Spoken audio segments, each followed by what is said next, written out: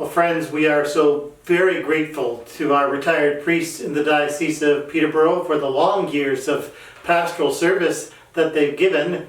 And unfortunately, we missed the annual Priest Benefit Fund collection this past spring because of the pandemic lockdown. But we have rebooted it, and it will be taking place on the weekend of November the 22nd.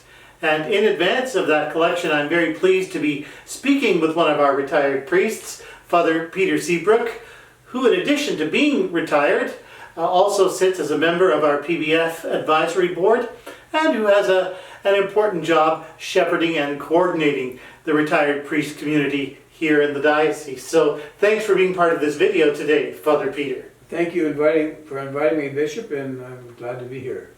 If I can start with a very basic question, which a lot of people may be wondering, how many priests are served by our Priest Benefit Fund? 25 priests are being served by it. So it's a good-sized community of retired priests that are really depending on this annual appeal. Right. And if I may ask, how and where do our retired priests live? Well, there's a variety of arrangements from apartments to rectories.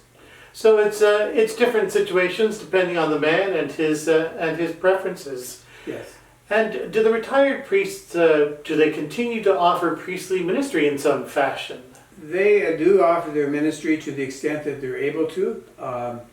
Many of them help out in parishes. Sometimes they have regular summer assignments. Yes, and I know that certainly some of the men have more or less regular gigs at various parishes, especially in situations where the pastor may have multiple churches that he's looking after. That's right, and some of them feel very at home and have been doing it for some time in the same parish. So the diocese is really blessed by their ongoing ministry, even in retirement, those who are able. Father, you know the group well. What would you say are some challenges faced by our retired priests? Well, I think one of the biggest challenges that I hear from some of them is a financial challenge, like people have in the parishes, especially people who are on fixed incomes. The cost of living goes up, and so that becomes a challenge to them.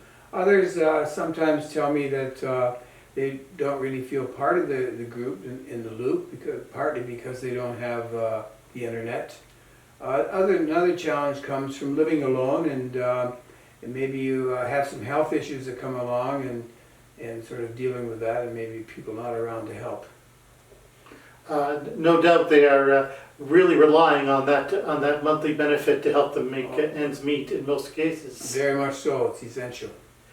And Father, if you don't mind a more personal question, you're just fairly recently retired. You had long years of active service. Can I ask, what's a fond memory or memories that you have of your active priestly service?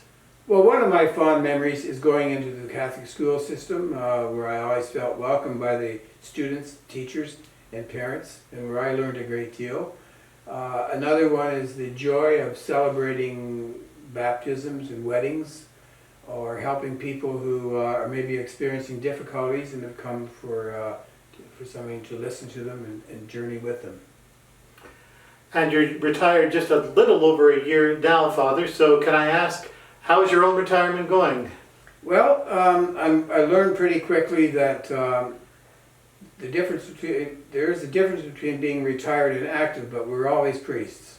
Once we're ordained, it's just that there comes a time when because of age, you don't have a diocesan assignment, but you're still a priest and you're still involved.